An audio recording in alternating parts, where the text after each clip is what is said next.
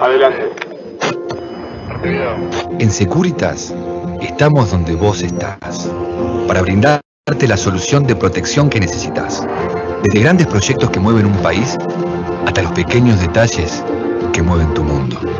Somos seguridad, tranquilidad y confianza, con innovación e infraestructura única en Uruguay.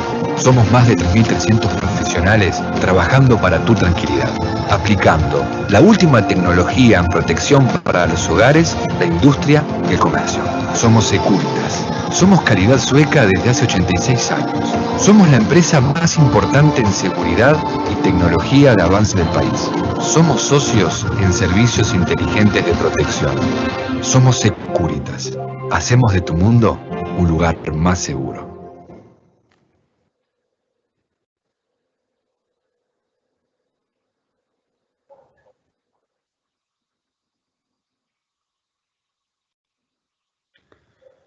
Buenos días para todos. Es para Somos Uruguay una alegría enorme y un orgullo, ¿por qué no?, volver a nuestros desayunos, aunque sea en esta forma virtual. El solo hecho de saber que más de 400 personas nos acompañan demuestra que bien valió la pena esperar un tiempo y que también queremos manejar con prudencia esta maldita pandemia para reencontrarnos y abrazarnos más temprano que tarde, como lo hacíamos no hace tanto tiempo. Un inmenso agradecimiento al ministro Larrañaga y a los demás miembros del Ministerio del Interior, así como también al presidente de la Cámara Nacional de Comercios y Servicios del Uruguay, por confiar en nosotros nuevamente para contribuir siempre a mostrar las cosas que suceden en el país desde un ángulo ameno y constructivo. Un agradecimiento a todos los colegas de los medios que también se han demostrado interesados en participar en esta actividad. Un enorme agradecimiento a los imprescindibles de siempre, ustedes, nuestro público, y a nuestros auspiciantes que hicieron posible que durante estos 17 años de actividades ininterrumpidas este proyecto siguiese de la forma que lo viene haciendo. Un gracias particular en esta oportunidad a nuestros auspiciantes Securitas, Instituto Securitas, a Belén de Hermanos, Centinela Seguridad, Tecnisegur Logística en Valores, Natural Bars, Punta Ballena, Yogurísimo y Grupo LEV Soluciones en Comercio Exterior. También agradecemos el apoyo de ASIS, CIPSES, FUDES, CUDES, Cámara Nacional de Comercios y Servicios del Uruguay y a nuestro socio estratégico Qualitas Learning.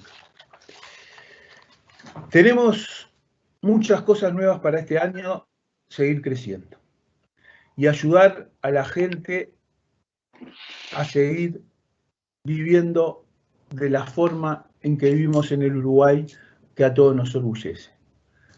Para ello estamos generando una agenda con un apoyo al empleo, a contribuir y a generar fuentes genuinas de trabajo.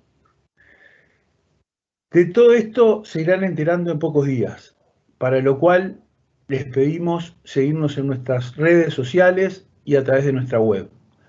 Los invitamos a todos a que se sumen a este proyecto. Pero hoy nuestra convocatoria es para un tema que despierta un gran interés en la población y debemos dar paso a los disertantes, que como siempre decimos, es lo más importante en nuestros eventos. Para ello quiero convocar al moderador del evento, al licenciado Hernando Hernández, CPP, principal certificación en seguridad, en su carácter de coordinador académico del capítulo 284 de ASIS, principal organización de profesionales de la seguridad a nivel mundial, para que conduzca y haga las presentaciones correspondientes. Muchísimas gracias nuevamente a todos y ojalá disfruten de este evento que sin dudas aportará y mucho al conocimiento de todos nosotros.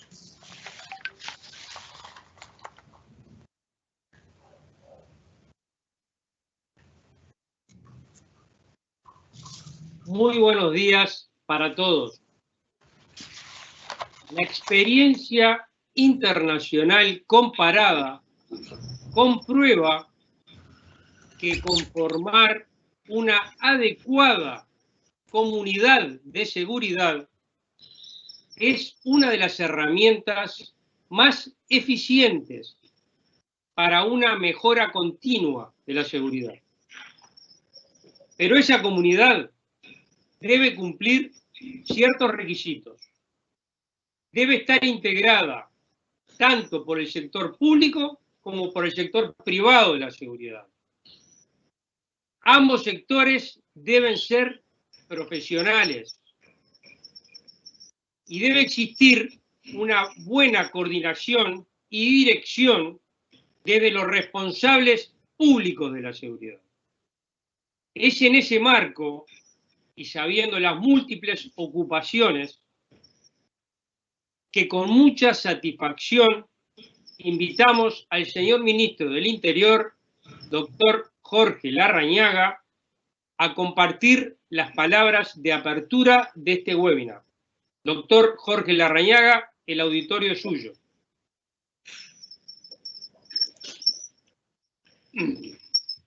Bueno, muy buenos días.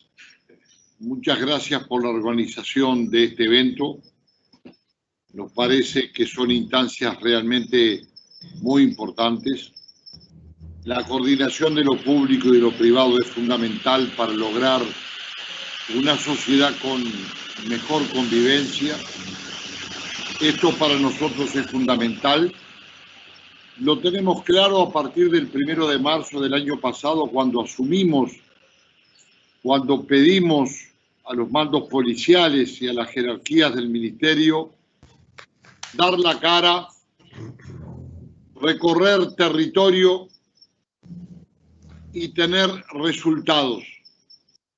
Y esto forma parte del esfuerzo que se viene realizando y que me hacen coincidir totalmente con el moderador en cuanto a la necesidad de hacer ese trabajo de coordinar lo público y lo privado para mejorar la presencia, la ramificación de conocimiento, de ojos de observación, de prevención, de disuasión en todo el territorio nacional. Hoy el conocimiento, la información es fundamental para prevenir y disuadir en materia de seguridad pública. Esto es lo que procuramos trasladar a los mandos policiales. Yo termino esta reunión con ustedes y voy a tener una presencia en Zoom con los 19 jefes de policía de todo el país. Eso apunta a uniformizar tareas, a trasladar prácticas y procedimientos policiales y de esa forma tener resultados.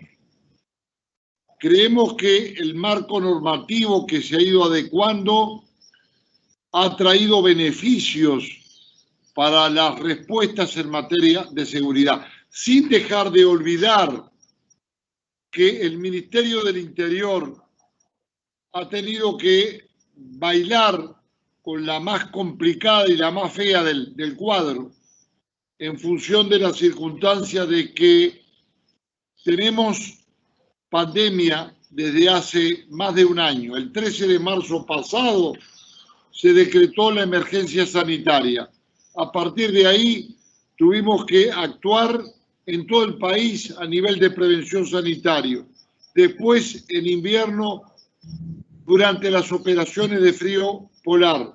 Y después del 21 de diciembre, con la acción de evitar aglomeraciones en el territorio nacional, lo cual llevamos del 21 de diciembre a ahora más de 4.500 operativos en todo el territorio nacional para procurar evitar las aglomeraciones. Pero a su vez, como conjunto humano, no escapamos a la pandemia porque hoy tenemos 300 positivos y 1.500 policías cuarentenados, lo cual hacen a una merma evidente frente a la situación en donde tenemos que cubrir todos esos frentes aparte del frente de la seguridad pública. No obstante, y sin ánimo de hacer publicidad, tenemos la satisfacción de poder expresar que hemos reducido todos los delitos a lo largo de este año y fracción que llevamos en el Ministerio del Interior, y esto se debe a un compromiso fortísimo de la Policía Nacional, de la gente policial, porque la policía es la autoridad desplegada en territorio y es la ley. Pero también estribo en lo que se comenzó a expresar, es necesario y es bueno que emerja de una reunión de la importancia de estas características la coordinación, y ahí nosotros tenemos responsabilidades claras de lo público con lo privado para poder llegar a todos lados. Si bien es cierto que la mirada policial no es enteramente suficiente para el tema de la seguridad pública, porque se hace importante también políticas sociales, políticas educativas, políticas de seguridad, para de esa forma llevar adelante esa tarea de una comunidad con menos violencia, con más convivencia, con mejor calidad de convivencia, que es lo que tenemos que recuperar hoy. Sin políticas sociales, sin políticas educativas, las políticas de seguridad se fragilizan frente a la realidad de los hechos concretos, donde hoy a pocas cuadras de donde nosotros tenemos hay centros de reclusión de gente privada de libertad que suman en los 26 centros de reclusión de todo el país más de 13.300 personas privadas de libertad, haciendo a un circuito realmente muy negativo de retroalimentación del delito en función de la alta tasa de reincidencia. Yo no quiero hacerles una introducción más larga. Les agradezco enormemente la participación de todos ustedes.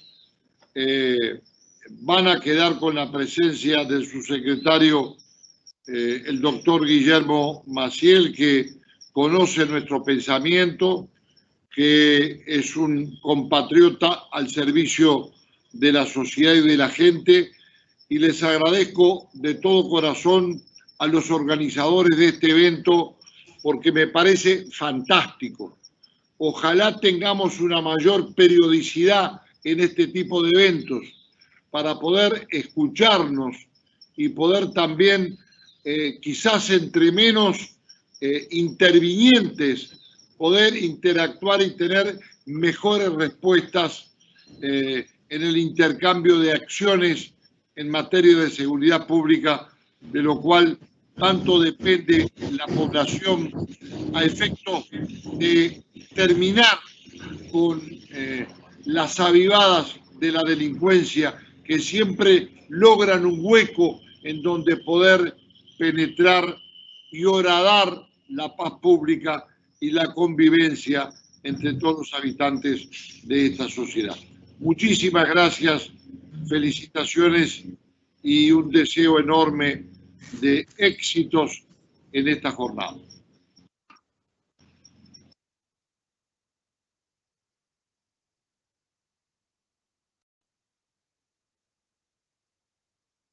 Continuando y agradeciendo muchísimo al señor ministro por lo que simboliza su participación en este webinar. Sabemos que cuando hay hechos o incidentes riesgosos, el ser humano trasunta lo más profundo de sí mismo. Y cada vez que han habido incidentes de seguridad, tanto la opinión pública como los trabajadores directamente, en palabras de los propios sindicatos y también del sector académico de la seguridad, con algunos matices, pero en general coincidimos plenamente en varios puntos. Necesidad de disponer de una inteligencia estratégica y coordinada que nos permita prevenir mejor el delito. Coincidimos también en la necesidad de respaldar legalmente a quienes protegen y asimismo que quienes participan sean más profesionales. Entre los cambios legales de la seguridad recientes y que tienen que ver con el título de este webinar, abarcaremos dos de los temas importantes e inicialmente cedemos la palabra, mucho gusto, al subsecretario del Ministerio del Interior, el doctor Guillermo Maciel, que hace tiempo participa y ya es un experto en estos temas, para exponernos sobre los cambios de seguridad en la ley de urgente consideración. Guillermo, te escuchamos con mucha atención.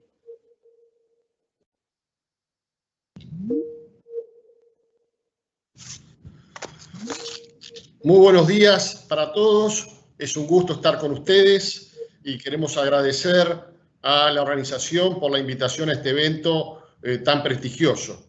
Por supuesto que acompañamos y apoyamos las palabras de introducción del señor ministro del Interior, doctor Jorge Larrañaga, que las compartimos plenamente. Nos toca disertar o conversar con ustedes sobre la ley de urgente consideración, la ley 19.889. Queremos señalar, a modo de introducción, que es una ley que recoge indudablemente las promesas de campaña electoral por las cuales votó el 60% de la ciudadanía, donde la población dio un mandato de hacer cambios y había un compromiso con la ciudadanía que debía ser cumplido. Se trata de una ley que, como bien señalaba el presidente de la República, no hemos dudado en catalogarla como un proyecto popular, bueno y justo, y con las medidas que recoge la Ley de Seguridad Ciudadana, la Ley de Urgencia, en el capítulo, en la sección que tiene que ver con seguridad pública, lo que se busca justamente es cuidar a los uruguayos.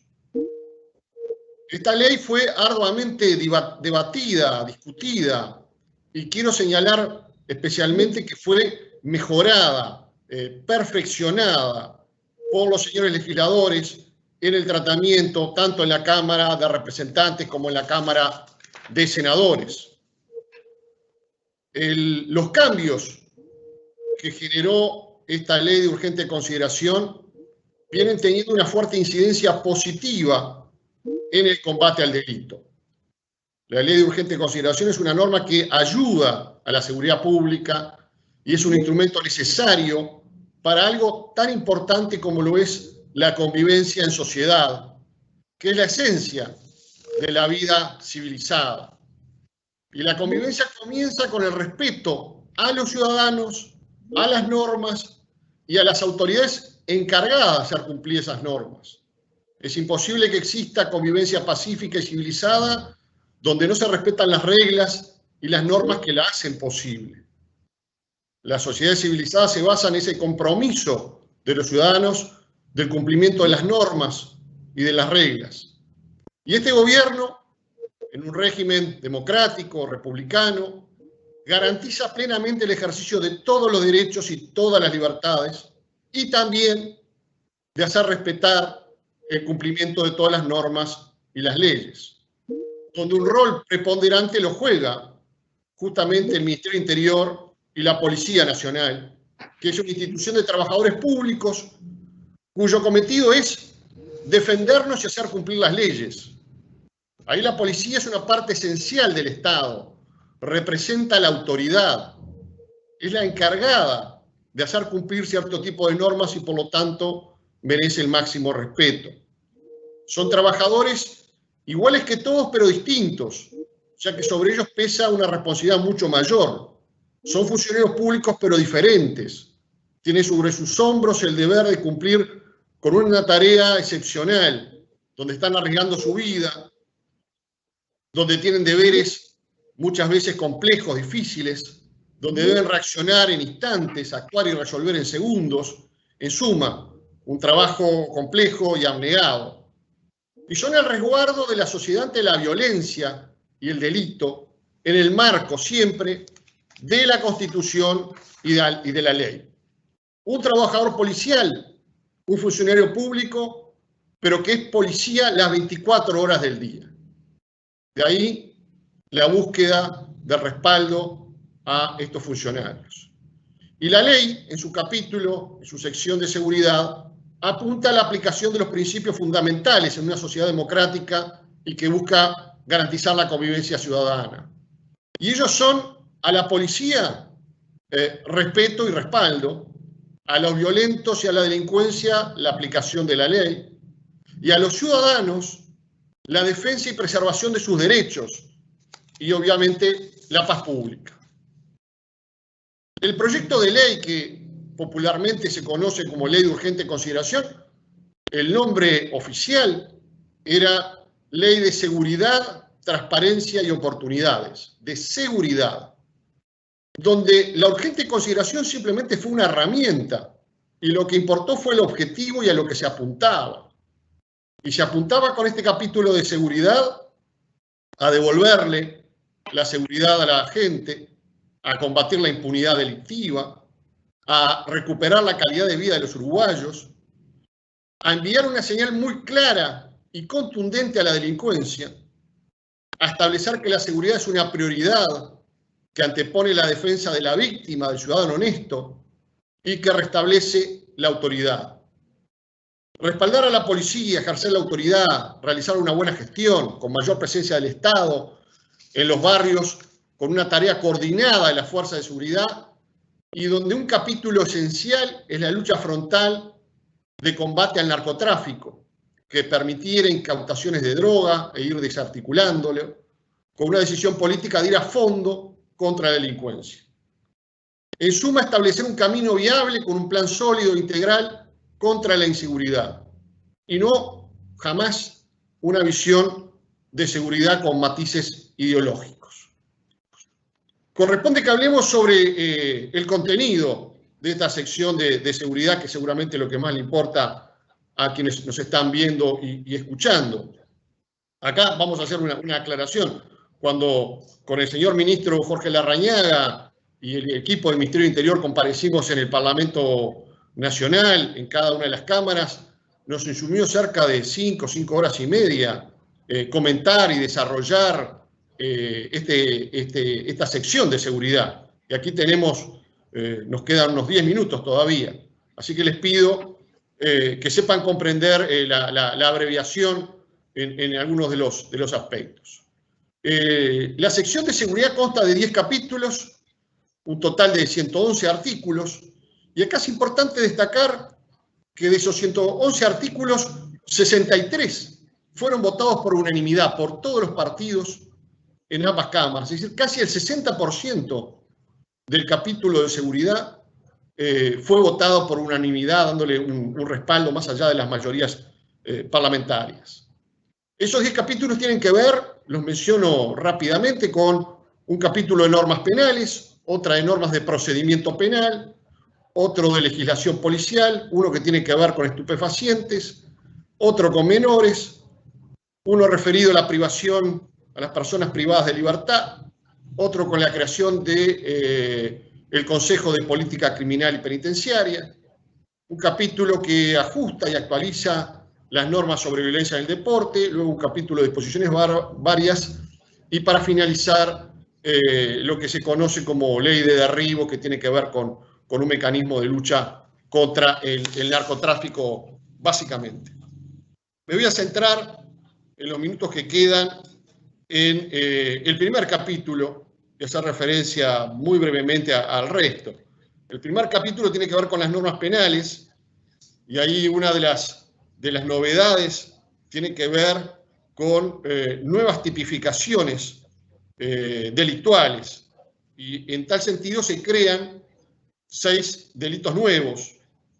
Uno se llama resistencia al arresto, el otro tiene que ver con la receptación de ciertos elementos en particular, armas, chalecos, implementos de uso policial, militar y de guardia de seguridad, destrucción de establecimientos carcelarios o de detención y de bienes muebles e inmuebles de dependencias del Ministerio del Interior, agravio de la autoridad policial, destrucción de pulseras y tobilleras electrónicas y protección a trabajadores de la educación, de la salud y del transporte. Eso básicamente tiene que ver con los delitos nuevos, más allá de algunos ajustes en circunstancias agravantes especiales para el homicidio, la mayor penalización a los cómplices en las situaciones de los delitos, algunos aumentos en las penas que tienen que ver con delitos sexuales, como la violación y el abuso sexual y el especialmente agravado, la posibilidad de que los jueces penales puedan utilizar un instrumento que son las figuras del colaborador y del agente encubierto, que estaban limitadas y que ahora están al alcance del uso de todos los jueces en materia penal, y lo que tiene que ver con el delito de autoevasión. Básicamente ese es el primer esquema general de estas normas penales. Vamos a referirnos en primer lugar a lo que tiene que ver con la legítima defensa. Esto tiene que ver con que se va a través de la ley, se precisa el alcance, las condiciones, se actualiza esta norma y este instituto que viene ya desde el derecho romano y que teníamos esta norma de legítima defensa desde 1934, incorporada al Código Penal en el artículo 26, donde sabiamente Irureta Goyena incorporaba esta norma eximiendo responsabilidad a aquella persona que obra en defensa de su persona, sus derechos, o de la persona o derechos del otro. Por acá ocurrió lo siguiente. Primero, se definieron con la nueva normativa algunos temas que daban lugar a eventuales interpretaciones o interpretaciones incompletas de la norma original, manteniendo el esquema básico de los requisitos de la legítima defensa. Y entre las cosas nuevas aparecen, por un lado, la determinación de las dependencias del hogar en zona urbana, como en las zonas rurales. También se agrega, para eliminar una interpretación incompleta que había, que ya desde el Código de Irureta Goyena de 1934, como señalábamos, se está protegiendo la vida y los demás derechos consagrados en el artículo 7 de la Constitución, donde obviamente hay un orden y la vida es lo primero que se resguarda, la vida y la integridad física. Pero también Irureta Goyena planteaba la defensa del resto de los derechos, el derecho a la libertad, el derecho a los bienes patrimoniales o al patrimonio. Entonces, esa aclaración a los efectos de que no hubiera interpretaciones incompletas. Y luego se agrega otro punto también fundamental que tiene que ver con la presunción relativa de la legítima defensa de los funcionarios del Ministerio del Interior y del Ministerio de Defensa. Recordemos que en el caso del Ministerio de Defensa, los funcionarios cumplen las labores en la frontera seca, en la franja de frontera seca, cumplen funciones aeroportuarias de seguridad, Prefectura Nacional Naval cumple también funciones, y luego el Ministerio del Interior en todas las labores que son específicas de prevención, disuasión y represión del delito. Y por último también se establece la situación de protección y de defensa de aquellas actividades comerciales, industriales o agrarias en ciertas circunstancias, es decir, cuando hay ingreso con violencia de personas extrañas y que ponen en riesgo esos derechos, principalmente el de la vida y de la integridad física. Luego aparecen otros dos delitos que hay que mencionar, que tienen que ver con la resistencia al arresto y el agravio a la autoridad policial. Son dos delitos que apuntan a reforzar las situaciones o delitos ya previstos de desacato y de atentado que estaban en el Código Penal, con mayor precisión, y de hecho ya han habido pronunciamientos judiciales aplicando estas nuevas figuras. Aparece también el delito que hoy mencionamos de la receptación de aquellos elementos que hacen al trabajo de los guardias de seguridad, de las empresas privadas que brindan seguridad, de la policía y de los funcionarios del Ministerio de Defensa, como armas, chalecos y demás implementos, equipos de comunicación, y bueno, un combate directo a la receptación de este tipo de elementos en particular con penas más severas. De la misma manera, la destrucción, que en definitiva la termina pagando toda la sociedad cada vez que un bien mueble o inmueble del Ministerio del Interior sufre un ataque o es destruido. Bueno, acá se crea un delito específico, donde ya había antecedentes, porque en materia deportiva ya existe el artículo 358 bis, de que cuando uno destruye un lugar de espectáculos públicos o deportivos hay una sanción específica. Bueno, acá se amplía ahora para también los establecimientos del Ministerio del Interior. Otra norma muy importante tiene que ver con la destrucción de las tobilleras o pulseras, es decir, todos los dispositivos electrónicos que hacen a garantizar y a combatir la violencia de género. Usted sabe que tenemos lamentablemente en nuestro Uruguay problemas de convivencia y de ataque a las mujeres, donde hemos tenido varias víctimas fatales en femicidios y en agresiones. Y bueno, un elemento disuasorio importante y que ha cumplido un rol fundamental son obviamente las pulseras y las tobilleras. Y había personas que la justicia les había impuesto la colocación de la tobillera y bueno, la destruían o la sacaban, y apenas si cometían, en algunos casos se daba la situación de un eventual desacato. En este caso hay un delito específico que ya ha aplicado la justicia con muy buena efectividad. Y luego una norma penal nueva de protección a los trabajadores de la educación, la salud y el transporte, que se penaliza con multa, que se penaliza no con pena de prisión, sino también con tareas comunitarias. Básicamente esos son los grandes aspectos de este capítulo que tiene que ver con normas penales. Luego, en el proceso penal, ahora voy muy rápido para estos 2 minutos más que me voy a tomar. En el proceso penal, básicamente modificaciones al proceso abreviado, simplificándolo y limitando que los fiscales que negocian en el proceso las penas, esas penas nunca sean por debajo del mínimo de la pena establecida para el delito correspondiente. La derogación de 2 institutos, como eran la libertad vigilada y la suspensión condicional del proceso, que hacían en muchos casos que la ciudadanía no entendiera cómo un delincuente recuperaba la libertad, incluso a veces quedaba sin antecedentes, y la creación en su lugar de un régimen de válvula de escape del sistema penitenciario, que es lógico que lo tenga, porque no todo el mundo tiene por qué ir preso según el delito cometido, y que es el régimen de libertad a prueba, con mayores requisitos que lo que tenía la libertad vigilada. También la expulsión de los penados extranjeros que no residan legalmente en el país, en una medida de reciprocidad, ya que otros países expulsaban a los delincuentes extranjeros. Bueno, acá se va a ocurrir exactamente lo mismo a partir de la ley de urgente consideración. En la legislación profesional policial destaquemos la creación de la Dirección de Seguridad Rural, que ha tenido un impacto formidable en el combate al abigeato y que ha empezado a dar resultados que lo vemos en los datos que ha publicado el Ministerio del Interior de baja de ese delito tan terrible y que afecta a la gente del interior. El deber de identificarse, clarificando una norma que generaba dificultades. En las normas sobre estupefacientes, bueno, el aumento de las penas.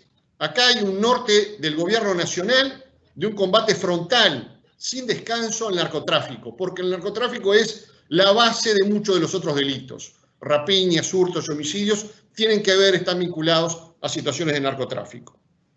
En las normas sobre menores privados de libertad, bueno, tratar de cortar con esa carrera delictiva y principalmente desalentar a que mayores utilicen a los menores para cometer delitos y de que los jueces puedan valorar no solamente las atenuantes cuando se comete un delito por parte de un menor de edad, de un adolescente, sino también las agravantes. En las normas sobre gestión de la privación de la libertad, bueno, hay aumentos en las condicionantes para obtener las salidas transitorias, que hayan cumplido la mitad de la pena, y para aquellos delitos gravísimos o muy graves, 2/3 de la pena. En lo que tiene que ver con la redención de la pena por trabajo y estudio, también según el tipo de delitos, en algunos casos es 1/2, es decir, de días de estudio y de trabajo por 1 que se va a conmutar, de 1/3, y en algunos delitos muy graves se excluye la posibilidad de redención de pena. Luego aparece el Consejo de Política Criminal y Penitenciaria, que es muy importante en los efectos de establecer políticas criminales y penitenciarias a futuro. Normas sobre espectáculos públicos que tienen que ver con ajustar el derecho de admisión, de exclusión, del registro de personas impedidas y hacer más sólido la seguridad en los espectáculos públicos y deportivos. Luego las disposiciones varias, y ahí queremos destacar principalmente el Registro Nacional de Violadores y Abusadores Sexuales.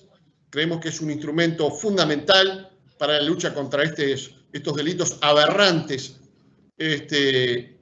Y luego la mayor protección en varias normas en esos capítulos, en ese capítulo de disposiciones varias, que apuntan a la protección de las víctimas, en cuanto a ampliar las pensiones a las víctimas de los delitos y también de protección a los policías fallecidos, en este caso a la familia del policía fallecido, que lo sea en un enfrentamiento con la delincuencia en cualquier circunstancia. Hasta acá entonces, para no pasarme del tiempo de esta reseña de las normas que consideramos más fundamentales y más importantes para reflexionar con ustedes. Así que les agradezco y le paso la palabra a Hernando Hernández. Muchas gracias nuevamente.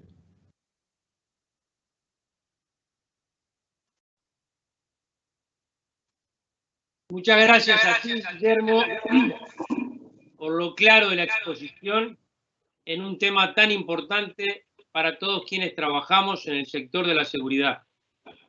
Tal cual ocurre con los otros expositores, los participantes nos han hecho llegar varias preguntas. Por un tema de tiempo, he elegido una por expositor y el resto las contestaremos vía mail. En tu caso en particular, una pregunta que se reitera bastante es poder aclarar sucintamente el marco de actuación de la seguridad privada. Un poco estamos refiriendo a la legítima defensa, al agravante por homicidios, a un enfrentamiento, una rapiña. Poder dar un poco, aclarar ese concepto, si sos tan amable, Guillermo.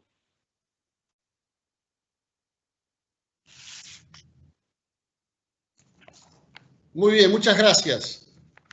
Muy bien, muchas gracias. El legislador ha introducido en 2 de los artículos normas referentes a los guardias de seguridad o a las empresas de seguridad. Una de ellas es en el artículo 2, donde están las circunstancias agravantes muy especiales para el delito de homicidio.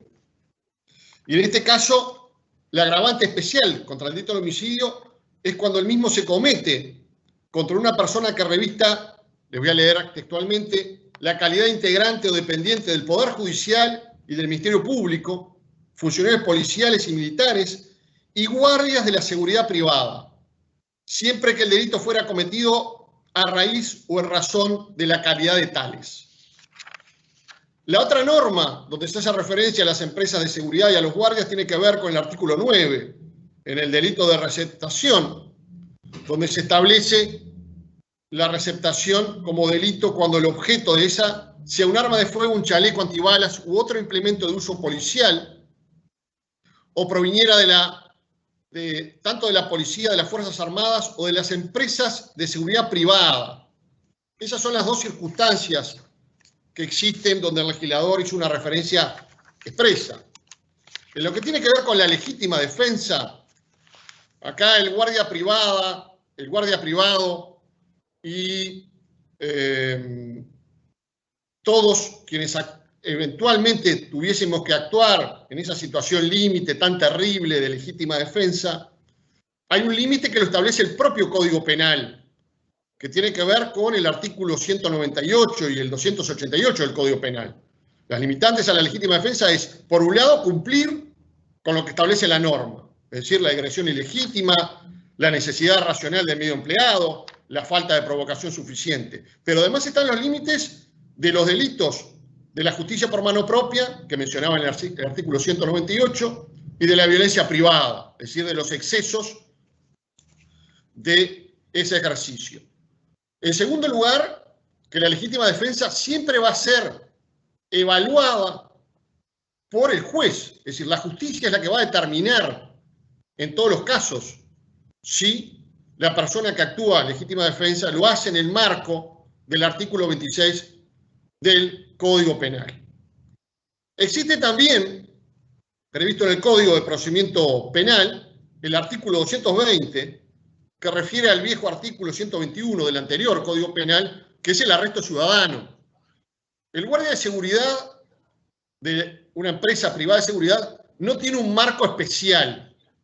Es decir, el único marco previsto en la legítima defensa es esa presunción relativa para funcionarios del Ministerio del Interior y Ministerio de Defensa, que ya tiene un antecedente, porque ya estaba vigente y regida desde hace más de 20 años en la ley 17.243, artículo 77, para los militares que cumplían y que cumplen esa función de guardia perimetral de las cárceles, donde ya existe una presunción en igual sentido. Esta presunción no la tienen los guardias de seguridad privada, que se van a regular por el marco general. El marco general tiene que ver con la agresión ilegítima, la necesidad racional del medio empleado y la falta de provocación. Y también ocurre que se entiende que estas circunstancias existen respecto a quien repele el ingreso de personas extrañas con violencia sobre las personas o las cosas, o que genera una situación de peligro para la vida y los demás derechos, en un establecimiento que desarrolle actividad comercial, industrial o agraria.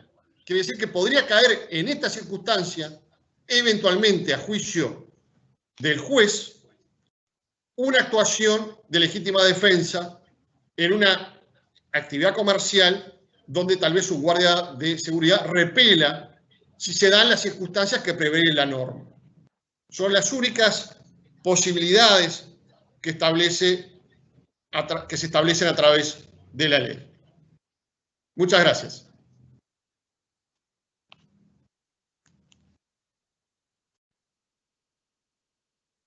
Muchas gracias a ti, Guillermo, por la exposición tan clara, consciente de que es un tema mucho más extenso, pero es muy grato tu participación y creo que los conceptos fueron muy útiles. Muchas gracias, Guillermo, otra vez para ti. La mirada en ese tema, obviamente, tiene que ver con el vaso lleno, en el vaso vacío. Entendemos que el avance en el respaldo jurídico de la actuación responde a las inquietudes de los propios participantes del sector, y algunos participantes del sector privado, bueno, tienen la expectativa, como a veces ocurre en otros países, que no solamente se aplica el marco legal de un ciudadano, sino también se contempla esa situación especial de ser partícipe de las tareas de seguridad. Pero en líneas generales, por lo menos desde nuestra óptica, todo lo que tú comentaste nos parece un avance en el sentido de los reclamos de los propios participantes del sector de seguridad. Gracias, Guillermo. La profesionalización, como decíamos, es clave para prevenir y enfrentar los delitos. La Dirección Nacional de la Educación Policial ejerce la supervisión de la formación de los operadores de la seguridad. Quizás una referencia internacional es que no es razonable tener menos de 100 horas de capacitación para tener una persona trabajando en un entorno de riesgo a cargo de proteger vidas y propiedades. O sea, no es responsable con ese ser humano que tenemos disponiendo esa tarea, ni permite brindar servicios profesionales de seguridad, que es lo que exigen los clientes del sector privado y obviamente la ciudadanía en general. Escuchamos seguidamente al señor director, el inspector general retirado Washington Curbelo, en el tema capacitación público-privada de seguridad. Washington, te escuchamos con mucha atención. Buenos días para todos. Buenos días. Es para mí un verdadero placer participar en este tipo de eventos. Agradezco a la organización y a las autoridades del Ministerio del Interior que me hayan facultado a estar presente y a exponer cuál es la realidad de la capacitación a nivel, fundamentalmente a nivel del personal policial en sus distintos niveles. En principio, yo quiero resaltar el nivel que ha habido de comprensión y de entendimiento entre los distintos actores de la seguridad privada y de la seguridad pública, por cuanto hemos tenido distintas instancias que nos han permitido expresar la voluntad de colaborar, sin perjuicio del artículo 4 de la Ley 19.721, que establece la obligación de colaborar de las instituciones de seguridad privada con la seguridad pública. Pero por encima de la norma está la voluntad, está la posibilidad de interactuar. Y una muestra de ellos es que nosotros hemos firmado en este año pasado un convenio con ASIS para poder participar en distintas instancias de capacitación en la seguridad pública y la seguridad privada. Yo creo que es muy importante algunas de las cosas que hemos llevado adelante a partir de marzo del año pasado, cuando el Poder Ejecutivo me dio la distinción y también me puso la obligación de mejorar la capacitación profesional de la policía, porque es fundamental estar capacitándose permanentemente. Lo primero que hicimos fue propiciar y llevar adelante un nuevo sistema de ingresos a la Policía Nacional en todos los escalafones y en todos los niveles. Lo primero que debemos hacer, que hicimos, fue mejorar la capacidad de seleccionar. El sistema de reclutamiento de la policía cambió a partir de la aprobación del nuevo régimen de ingresos por el Poder Ejecutivo. Primero, apuntando a la excelencia. Es decir, la sociedad no puede darse el lujo de que la seguridad esté en manos de personas de descarte, sino que, por el contrario, hay que apuntar a la excelencia para motivar el ingreso en la Policía Nacional y en los distintos sistemas de seguridad. Por eso, lo primero que hicimos fue decir no.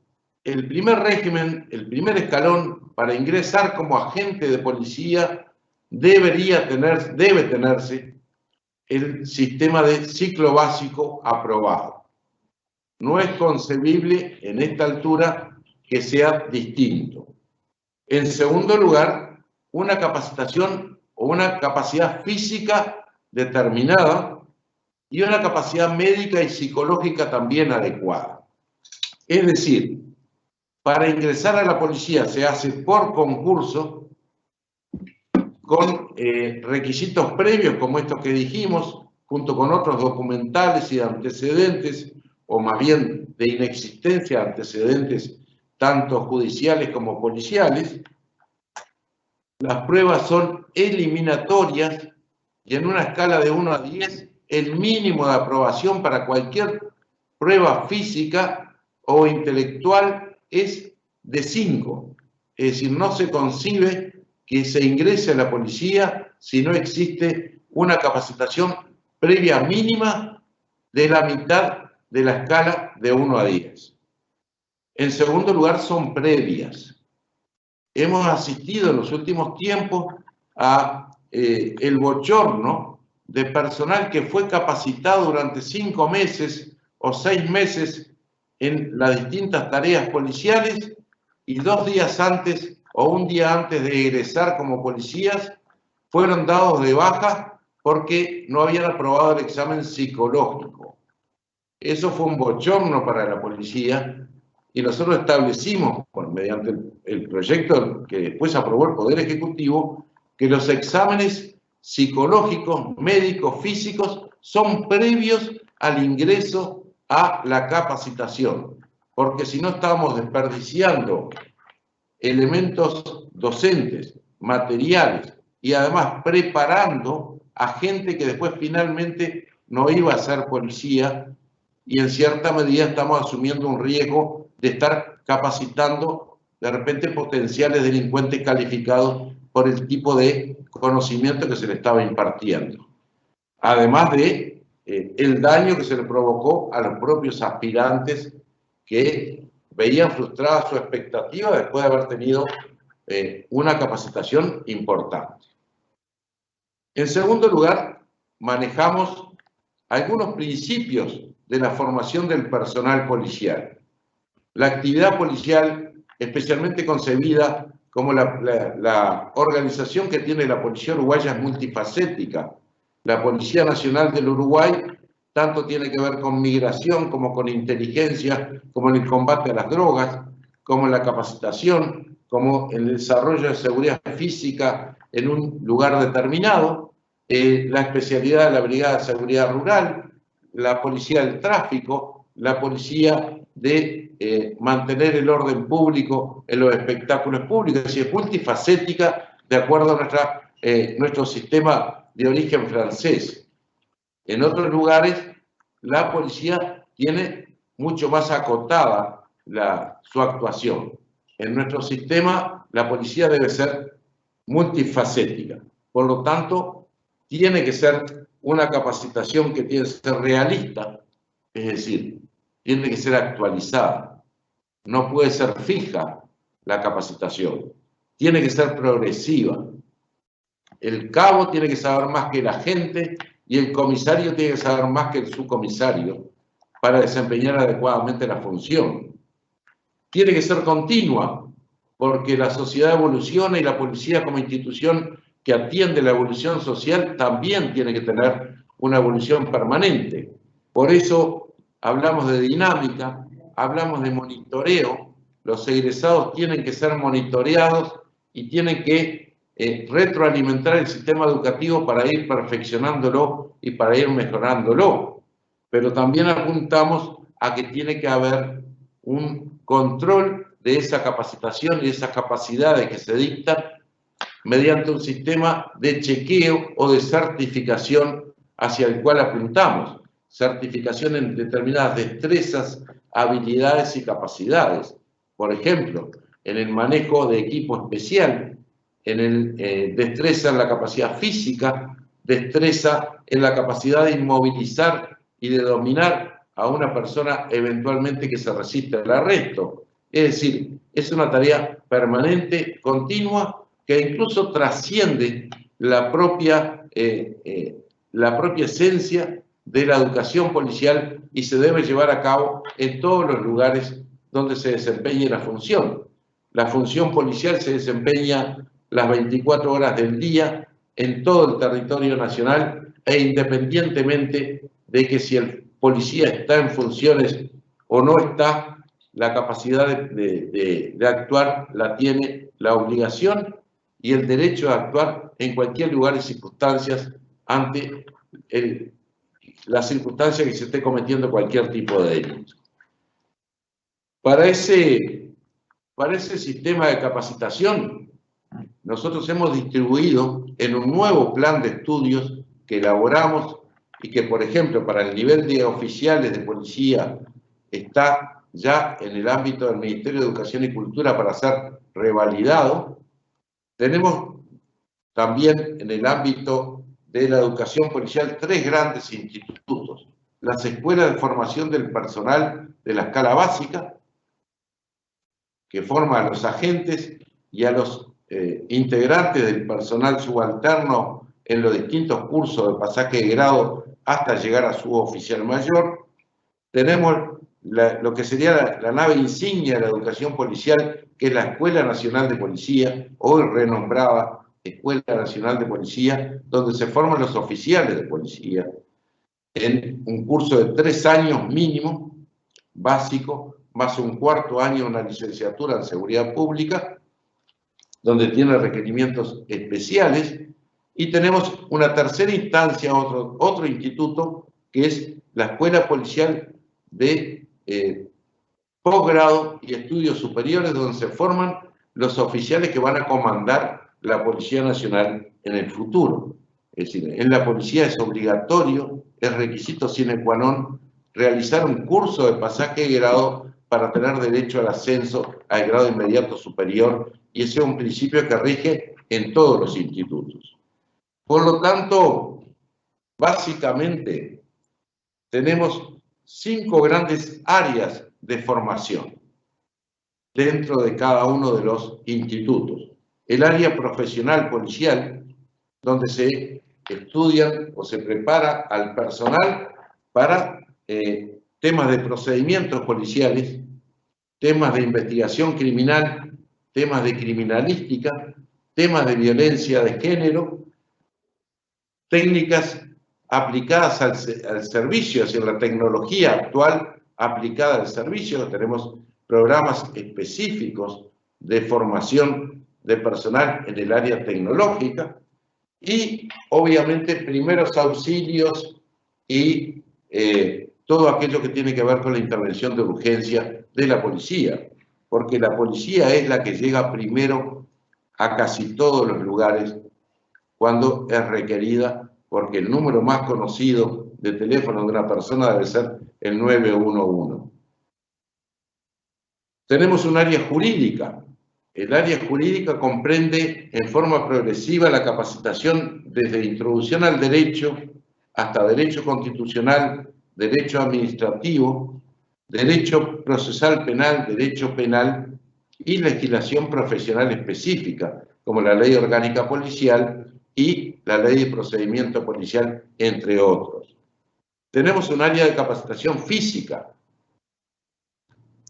El área de capacitación física comprende no solamente el entrenamiento del cuerpo del individuo, sino también técnicas de defensa personal y fundamentalmente técnicas de inmovilización, es decir, utilización de técnicas de artes marciales para poder dominar con el mínimo esfuerzo y el mínimo daño a una persona que se está resistiendo al arresto y poder esposarla y conducirla salvaguardando no solamente la vida del personal policial y la integridad física del personal policial, sino de eventuales víctimas e incluso también del propio victimario o persona que pretende agredir. Tenemos un área cultural y social. de relaciones públicas, relacionamiento con la comunidad, e incluso hemos agregado, porque atendiendo a algunos valores que hemos visto disminuidos en la capacitación de los aspirantes, hemos agregado incluso idioma español, para que cuando el personal policial se exprese por escrito, lo haga adecuadamente. Y tenemos un área de mejora continua. Dentro de esa área de mejora continua tenemos un departamento de análisis de eventos. Es decir, todos aquellos eventos que se ven a veces en las redes sociales o en filmaciones, donde se pone en duda la actuación policial, nosotros los analizamos, los compartimos con los educandos, vemos qué se hizo bien, qué no se hizo bien, qué se puede corregir y qué se puede mejorar. Eso es básicamente el principio general de actuación de todos los institutos de la policía. Ahora bien, en materia de entrenamiento del personal policial, hay algo que tal vez no está expresado acá como forma de materia, pero es la transmisión de los valores institucionales, de los valores profesionales de la policía, el orgullo de pertenecer, el orgullo de ser servidor público, el orgullo de portar el uniforme policial que nos distingue de los demás funcionarios públicos y que nos da no solamente derechos, sino que por encima de todo nos da obligaciones. Y por eso hemos introducido también en los distintos escalones de la capacitación una materia que se llama ética profesional, mando y liderazgo, para que el policía sepa cómo mandar, sepa mandar adecuadamente y además también tenga un concepto de la ética profesional muy elevado. El orgullo de pertenecer a una institución como la policía, que cuando el policía en la calle porta el uniforme, está representándonos a todos, está representando al Estado. Esa autoridad que inviste no es suya, es en nombre del Estado, del poder etático que tiene el gobierno y la calidad de funcionario servidor público por excelencia. De tal manera que nosotros, cuando juramos al egreso de distintos niveles, juramos por nuestra propia vida. Es decir, que no es poca cosa jurar defender la Constitución y las leyes, aún poniendo en juego nuestra propia vida. Por lo tanto, es muy serio, porque también formamos gente que está armada, que puede y debe utilizar esas herramientas que le da el Estado para defender los derechos humanos de todos los ciudadanos. Muchas veces se ha dicho de los derechos humanos, se le ha dado un sesgo que no es el adecuado. Es la Policía Nacional de la República Oriental del Uruguay la institución que a toda hora, en cualquier lugar y circunstancias, defiende los derechos humanos de los ciudadanos. Defiende la vida, la libertad, la propiedad, el trabajo y el honor de todos los ciudadanos. Ese es el verdadero sentido que tienen los derechos humanos desde nuestro punto de vista para cumplir una función que es muy importante, que es garantizarle a cada uno de los ciudadanos las condiciones de desarrollo humano que le permiten desempeñarse en cualquier actividad lícita. Entonces, voy a pasar a explicar algunos de los aspectos de la formación. Primero, para ingresar como agente de policía ejecutivo, como ya dije, se requiere tercer año de ciclo básico, concursar y aprobar las distintas pruebas eliminatorias de carácter físico, cultural, médico y psicológico. Después de superada esa prueba, que por suerte hemos tenido una cantidad enorme de aspirantes en los últimos tiempos, a manera de ejemplo, voy a recordar que para el ingreso para el curso de cadetes de oficiales de policía en este año, hemos tenido 2.600 aspirantes que concursaron por 50 vacantes y hemos podido seleccionar un nivel de excelencia fabuloso y tenemos una materia prima espectacular en este sentido y va a ser nuestra responsabilidad que de allí, de ese material humano fabuloso que tenemos, egresen señores oficiales de policía que puedan garantizar el cumplimiento de la ley en todo el país. Para ser agente de policía se deben aprobar 650 horas de capacitación. 650 horas de capacitación implican como mínimo 5 meses de entrenamiento continuo y una dedicación docente importante y de instructores importantes. Los agentes aprenden técnicas de entrenamiento con armamento policial. No es solo tiro, sino técnicas de entrenamiento con el armamento.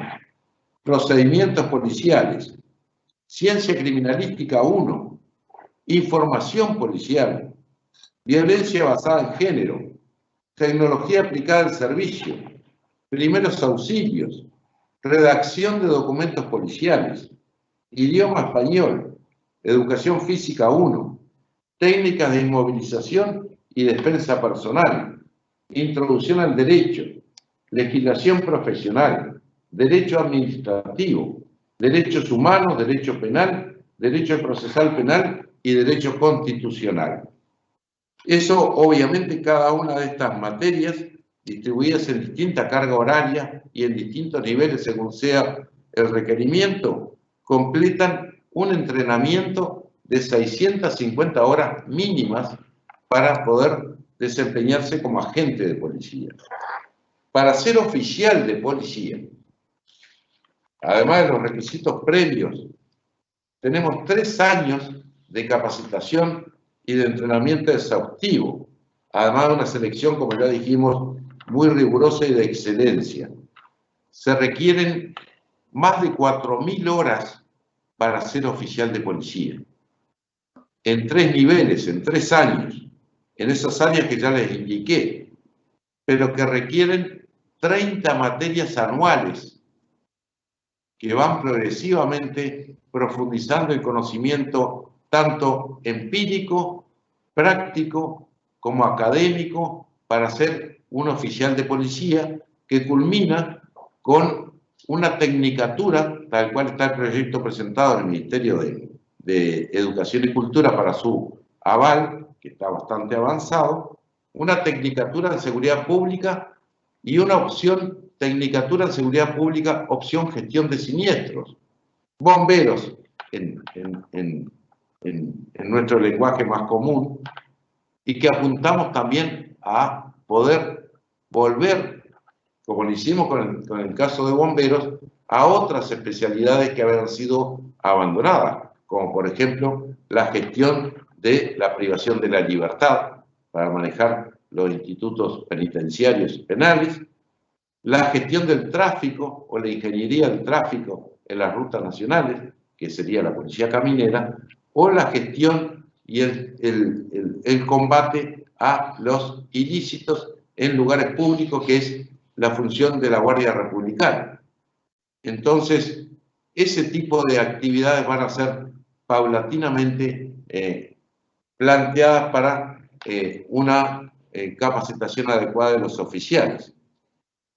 Y en el 4º año, ya externo, luego de egresados los oficiales, tienen la opción los oficiales de presentarse para gestionar una licenciatura en seguridad pública que tiene a su vez un año más de capacitación externa monitoreada por nuestros docentes. Quiere decir entonces que para ser un oficial de policía se deben superar todos esos requisitos. Y después, para ascender y para mejorar en el derecho a la carrera administrativa, los oficiales todos tenemos que hacer cursos de pasaje de grado, que son que se le ha vuelto a dar otra vez la calidad de capacitación y no de requisito. En un tiempo se estableció como un simple requisito para ascender, y en realidad el sentido que tiene es que estamos preparando un oficial subalterno para ser un oficial jefe, es decir, manejar una subunidad, y a su vez a los oficiales jefes capacitándolos a nivel gerencial para poder gestionar y administrar una unidad de la Policía Nacional de las tantas que tiene, como las 19 jefaturas o las 16 direcciones nacionales. Ustedes verán que cada una de ellas tiene sus especificidades y no es fácil preparar a alguien que sepa todo, sino que hay que hacerlo parcialmente de una manera científica y académica. Por eso estamos apuntando también con el BID, con la colaboración del BID, a formular diplomados en investigación criminal, diplomados o máster en seguridad pública, y por qué no soñar alguna vez que un oficial superior pueda acceder al doctorado en seguridad pública para poder desempeñarse más adecuadamente a la capacitación que requiere hoy la actividad profesional policial. Por eso yo no sé si ustedes tienen alguna pregunta específica o alguna inquietud que yo con mucho gusto podría evacuar si es que sé la respuesta.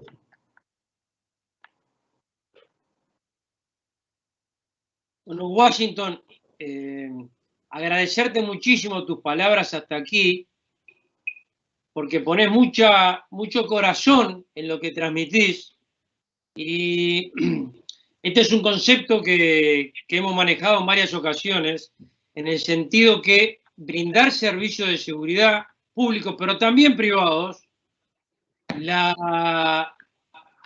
ventajas, los derechos materiales y económicos son una condición necesaria. O sea, necesitamos mejorar las condiciones de salario, de vestimenta, del sector de seguridad público y privado, pero no es una condición suficiente para arriesgar la vida. Para arriesgar la vida en el sector de seguridad se necesita estar motivado. Y tus palabras van en ese sentido, por lo cual las agradecemos mucho y las compartimos plenamente. De la cantidad de preguntas que nos hicieron, elegía una, porque está hecha por representantes sindicales que también participan de este webinar, y desde aquí les mando un saludo y agradecimiento, en el cual nos consultaban o te consultaban a ti si podés aclarar una información que a nivel de rumor existe, en el sentido que se van a reducir la capacitación del personal de la policía.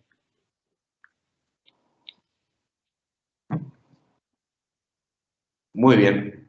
Muchas gracias por la pregunta, porque me viene bien para aclarar. En principio, no se va a reducir ningún nivel de capacitación. Por el contrario, no solamente se ha aumentado la carga horaria, sino que se han establecido algunas materias nuevas que no estaban comprendidas en la capacitación policial. Por ejemplo, y digo a manera de ejemplo, no solamente lo que yo dije de moral, ética y liderazgo y mando policial en los distintos estamentos, sino también todo lo que tiene que ver con la seguridad rural, por ejemplo, que se había abandonado, ya no se daba legislación rural en la formación de un oficial.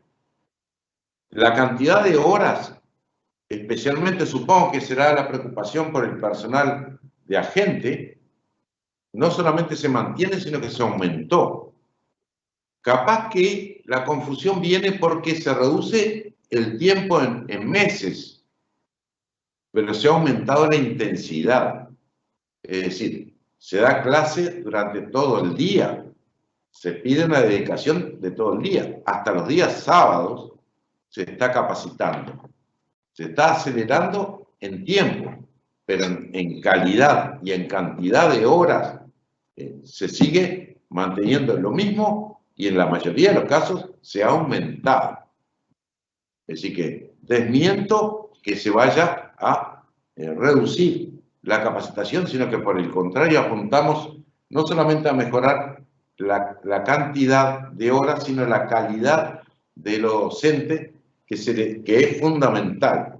Nosotros intentamos transmitirle al personal que cuando lo estamos entrenando, no lo estamos masoqueando, no lo estamos haciendo correr, ni saltar, ni transitar por lo que llamamos la pista de entrenamiento policial para darle simplemente una tortura física, sino que realmente le estamos capacitando para sobrevivir. Lo estamos capacitando para que pueda defenderse, para que tenga reacción. Le estamos dando herramientas físicas y psicológicas para que tenga poder de reacción y pueda defenderse adecuadamente, porque la realidad marca hoy que el policía hoy por hoy, y el guardia de seguridad también, es un blanco apetecible para el delincuente, ya sea para robarle el arma, el chaleco, o para atentar o ponerle, en el mundo del AMPA, ponerse una distinción como que fue el que mató o le robó al policía o al guardia de seguridad.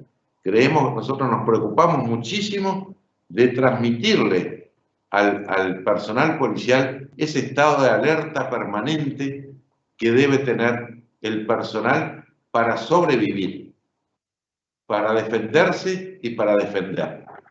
No sé si está clara la respuesta, ¿verdad?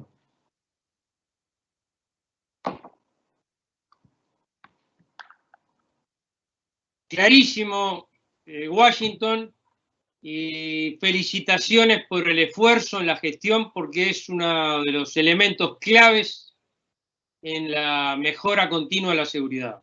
Un fuerte abrazo, Washington, y muchas gracias. Seguidamente veremos una parte muy importante que tiene que ver con los cambios legales en el sector de la seguridad privada, que ya se inició en el periodo de gobierno anterior y que se está en proceso de darle continuidad y reglamentación. En este caso concreto, la Cámara Nacional de Comercio y Servicios, invitamos ya a Julio Lestido de ir habilitando su micrófono mientras escucha nuestras palabras. Como decía, la Cámara de Comercio y Servicios tiene entre sus miembros a las cámaras empresariales de la seguridad privada. En ese marco, cedemos la palabra al señor Julio Lestido en su carácter de presidente de la misma, para esbozar el tema reglamentación de la Ley de Seguridad Privada. Julio, si podés conectar el micrófono, el auditorio es tuyo.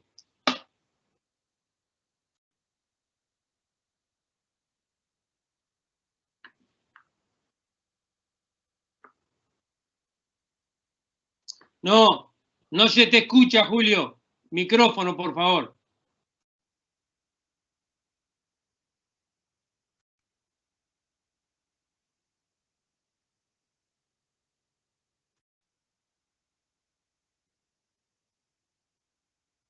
Bueno, como venía diciendo, cuando se conecte Julio, se está en un proceso de reglamentación de la Ley de Seguridad Privada. Julio, adelante, por favor.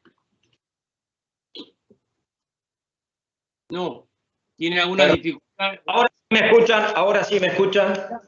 Adelante. No, sin querer había movido un cable y se había desconectado. Bueno, en primer lugar, quiero manifestar en nombre de la Cámara Nacional de Comercio y Servicios y en el mío propio que para mí es un honor estar integrando esta mesa junto al señor Ministro del Interior, al doctor Larrañaga, al señor subsecretario, al doctor Guillermo Maciel, y de forma muy especial a un amigo, al director de la Escuela Nacional de Policía, el inspector general retirado Washington Curbelo. Realmente es un honor. Quiero agradecerle en forma muy especial también a Somos Uruguay por habernos invitado a participar de este importante evento y felicitarlo una vez más por la realización de este evento que realmente lo consideramos muy importante, y les voy a explicar después por qué nosotros entendemos que la seguridad es algo muy importante y que afecta a todo lo que tiene que ver con la actividad nacional y con la vida nacional. Pero en el caso que me corresponde a mí, es lo que tiene que ver con el tema comercio y servicios. Y agradecerles también en forma muy especial a CUES, a CIPSES, a FUDES y a CUETRACA, que son las cámaras asociadas, las cámaras de seguridad privada asociadas a la Cámara de Comercio, que han tenido la deferencia y han depositado en mí la confianza para que hoy yo pueda dirigirles la palabra a ustedes. No quiero dejar de lado sin también manifestarles que dentro de la Cámara tenemos como socios a ASIS Internacional, profesionales en seguridad, integrado por el capítulo 284, del cual tengo el altísimo honor de ser miembro del capítulo. ASIS sin duda ha venido al Uruguay a desarrollar actividades sumamente importantes, no solamente en la capacitación, pero sino también en la certificación de actividades y de equipos. La verdad que el desembarco de ASIS en el Uruguay ha mejorado el nivel del profesionalismo de la seguridad. Muchos de ustedes se preguntarán qué tiene que ver la Cámara de Comercio y Servicios con el tema de la seguridad, o por qué hoy está la Cámara de Comercio y Servicios hablando. Y permítanme contarles dos cosas.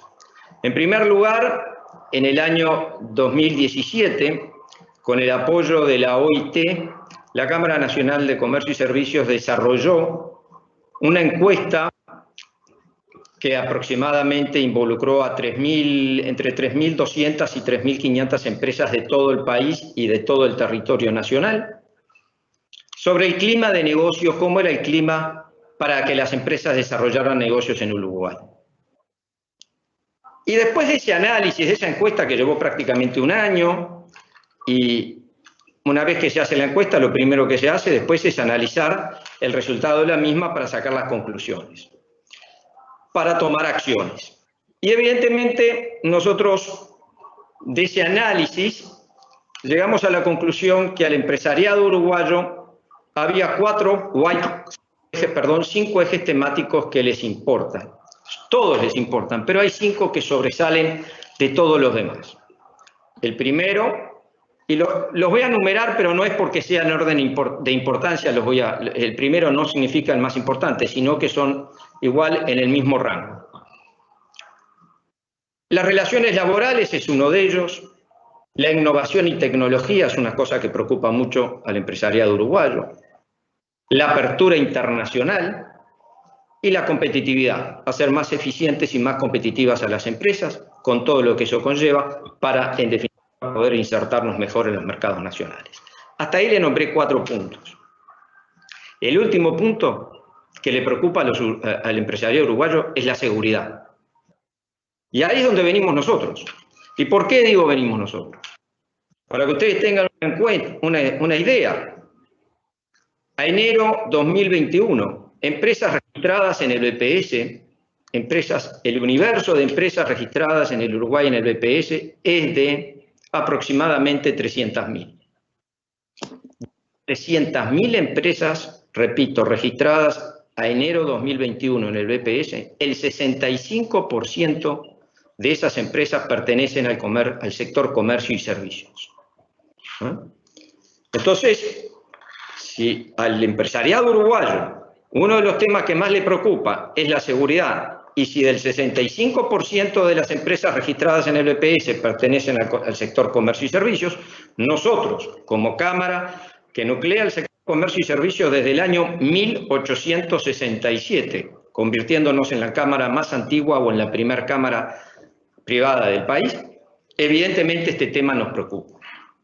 Además, le voy a dar otro número. De toda la masa empleada del Uruguay en el sector privado, el 82% pertenece al sector comercio y servicios. Estamos hablando de casi 1.100.000 personas. Entonces, evidentemente, nosotros frente a estas cifras y frente a estos datos que teníamos, entendimos que era necesario tocar el tema de seguridad. Lo primero que hicimos, y esto ya arrancó no en el 2018, sino ya que comienza en el año 2008, frente a requerimientos y pedidos que nos hacían los comerciantes ante una situación que nos tocó vivir ayer en aquel periodo 2007, 2008, 2009, donde se registraron una ola bastante importante de asaltos, de rapiñas a distintos comercios, con resultados muy variados, en donde lamentablemente sufrimos el fallecimiento de varios comerciantes o familiares de los comerciantes, donde también el comerciante repelió la agresión y en algunos casos llegando a terminar con la vida de los delincuentes.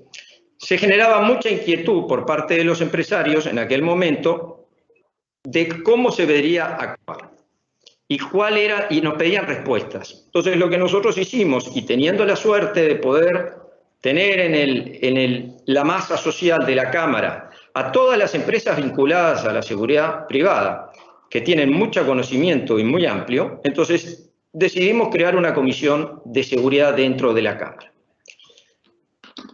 El primer cometido que tenía la comisión era, primero, saber qué es lo que le estaba pasando al comerciante, y segundo, era que a raíz de lo que nosotros tuviéramos, una vez que tuviéramos esa información, qué es lo que podíamos hacer con ella. Lo primero que hicimos fue realizar una encuesta de victimización. ¿Qué fue esto? En definitiva, consultarles, hacerle una encuesta a nuestros asociados, a ver si habían sido víctimas de robo o no en el último año, en los últimos años, qué medidas habían tomado. Y de ahí, para después poder seguir tomando acciones, ahí surgieron datos muy interesantes, muy interesantes. Lo primero que nos surge es que de las empresas encuestadas y que habían sido víctimas de robo o de rapiñas, solamente el 47%, menos del 50%, hacía la denuncia. Nos empezamos a preguntar por qué, y la respuesta fue muy variada. Dijimos, ¿qué podemos hacer nosotros? Y ahí empezamos a decir, lo mejor que podemos hacer es justamente lo que dijo hoy el ministro, es poder generar y cooperar para que se genere el ambiente de diálogo, más allá del que haya, pero desde el lado nuestro, de la Cámara de Comercio, aportando los datos entre el sector público y privado, privado y público. Y así fue que empezamos una cantidad de acciones y eventos, siempre guiados y dirigidos por la Policía Nacional.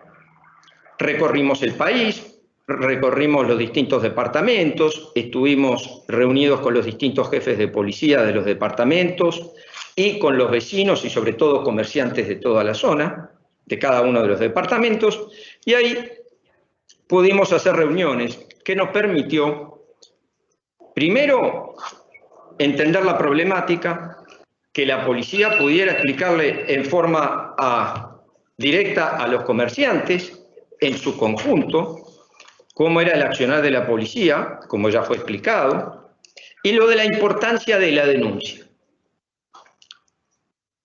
A medida de eso, a raíz de eso, empezamos a notar que las denuncias empezaron a subir, llegando a un pico en el 2015 de que el 76% de las empresas que habían sido robadas, o del 100% de las empresas que habían sido víctimas del delito, el 76% denunciaban. Y esto fue el producto de estas acciones que se tomaron, de la participación de la policía, explicando por qué era por lo importante que era hacer la denuncia, ¿no? Y eso nos permitió seguir trabajando. También junto con el sector privado, de empresas de seguridad privada, hicimos y elaboramos algunos librillos de recomendaciones que fueron aprobados en su momento por las jefaturas de policía y nos permitió publicar los librillos. El primero era recomendaciones, medidas de seguridad tanto para mi negocio como para mi casa, cómo comportarme ante una situación difícil, cómo hablarle a nuestros personal de colaboración, a nuestros equipos que trabajan con nosotros, de cómo también comportarse en una situación complicada. Y a su vez, un segundo librillo que nos permitió ya, porque es otro dato que surgió muy importante de la encuesta, era qué elementos de seguridad debería yo aplicar. Y eso, ahí nos empezamos a dar cuenta que era muy importante, y lo seguimos manifestando al día de hoy, el contar con un asesoramiento de seguridad. No era solamente al principio, los primeros encuestas, y repito, allá la primera fue en el 2008, nos daba que la gente o los comercios ponían cámaras sin saber qué tipo de cámaras, dónde las colocaban, y al final lo que hacían ellos pensaban y tenían ese falso concepto de que como tengo cámaras ya mi seguridad está arreglada, ¿no? Y entonces ahí empezamos a darnos cuenta que las cámaras en algunos lugares no eran las cámaras adecuadas para el lugar que tenían que ir, que las cámaras a veces no eran tampoco las adecuadas y que a veces también estaban mal colocadas. Entonces ahí le empezamos a explicar a los comerciantes la importancia que tenía o que tiene el de estar asesorados en el momento de tomar una decisión en el tema de seguridad. Es tan importante como cuando yo contrato a un contador, o es tan importante cuando yo contrato a un asesor desde el punto de vista legal, o desde el área contable, o de cualquier otra área. Si yo decido tener seguridad, entendíamos nosotros, y por los resultados que nos estaba dando la encuesta, es que se estaba haciendo una inversión errónea y con pocos resultados. Y lo que peor, generaba esto después una frustración frente a un hecho que ellos esperaban que iba a reaccionar de una manera y reaccionaba de otra manera. Entonces, eso nos permitió elaborar librillos, hicimos más eventos y eso nos permitió de alguna manera llegar a que se pudiera comprender la importancia de la seguridad y sobre todo el rol que cumple la seguridad privada en todos nosotros. Otra cosa que también notamos, y si ahí nos preocupamos mucho, es que había un gran nivel de informalismo. Ahí explicamos que el informalismo nosotros lo hemos combatido y lo seguimos combatiendo desde la Cámara, desde que la Cámara es Cámara, y para nosotros el informativo es nocivo para todos los sectores. Es nocivo para el trabajador, porque trabaja desamparadamente, es nocivo para el comerciante, porque también está desamparado ante cualquier hecho, es nocivo para el Estado, ¿no? Entonces, para nosotros entendemos que el informalismo era uno de los principales problemas que incluso hoy se sigue teniendo en todas las áreas, pero en el tema de la seguridad privada es uno de ellos. Explicamos la conveniencia, lo importante que era contratar empresas registradas y controladas por el Ministerio del Interior. Eso genera respaldo, genera garantías, da tranquilidad y da sobre todo la posibilidad de hacer un reclamo mañana cuando me pase algo, que si yo entro en el mundo informal, ahí quedo totalmente desprovisto. Otro tema que a nosotros nos salió de la encuesta también, era los costos que generaba el tema de la inseguridad o el tema de la inseguridad en el comercio. Y había dos rubros que son importantes, o dos puntos importantes. Los comerciantes nos decían, nosotros tenemos un problema, la inseguridad nos afecta directamente en la rentabilidad de nuestras empresas. Cuando hablo comercio me refiero, para que ustedes tengan una idea, de ese universo de 300.000 empresas que hay en el BPS registradas, el 97% pertenece a micro y pequeñas empresas. No estamos hablando solamente el 3% del empresariado uruguayo o de las empresas uruguayas son medianas y grandes. El 97%, repito, involucra a las micro y pequeñas empresas. Estamos hablando de todo el tramado social empresarial del país. Ellos ahí lo primero que nos decían era, nosotros nos vemos perjudicados porque nos afecta en la rentabilidad, no solamente por lo que nos roban, sino en que nosotros tenemos que incurrir en más gastos Y a veces en costos ocultos, o costos sí ocultos, que no los podemos medir, es que nos obligan a poner las vitrinas o exhibir nuestros productos en forma distinta. Imagínense, y pongo un ejemplo claro, lo que es hoy que una farmacia me atienda de noche a través de una ventanilla. Yo como cliente, si tengo frío, si es en pleno invierno, si llueve, me están atendiendo desde afuera.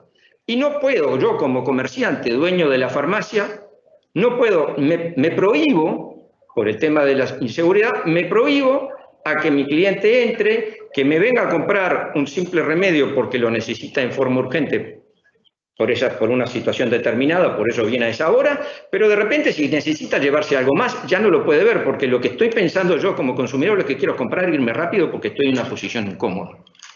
Entonces, ahí hay costos ocultos.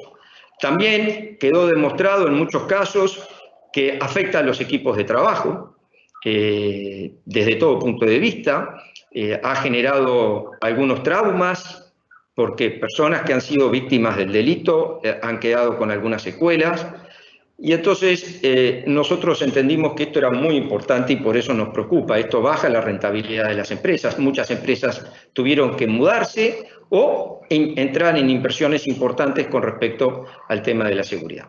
Por eso afecta a nuestro sector comercio y servicios.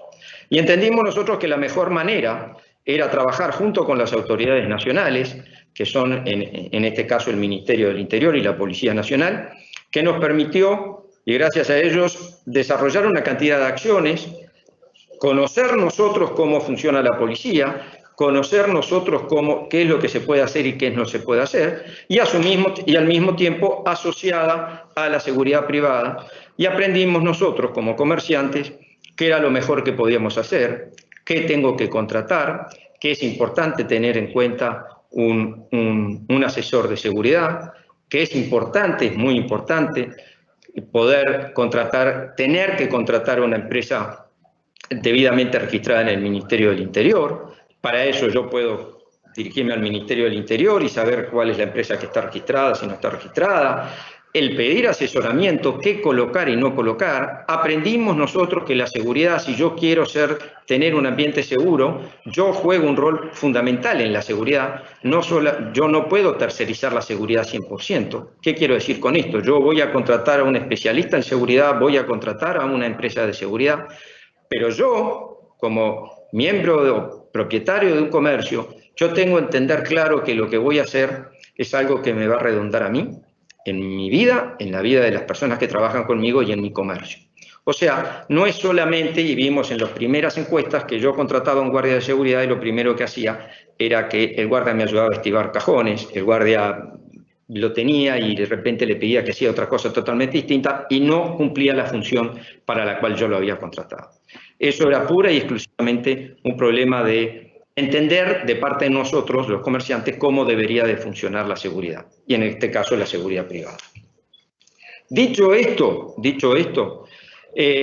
como Hernán mencionaba, el tema de la ley de seguridad privada recientemente votada ya en enero del 2019, concretamente, si bien la ley se promulgó en enero del 2018, y me refiero a la ley a la 19.721. Yo no voy a entrar mucho en la ley porque le voy a ser muy franco.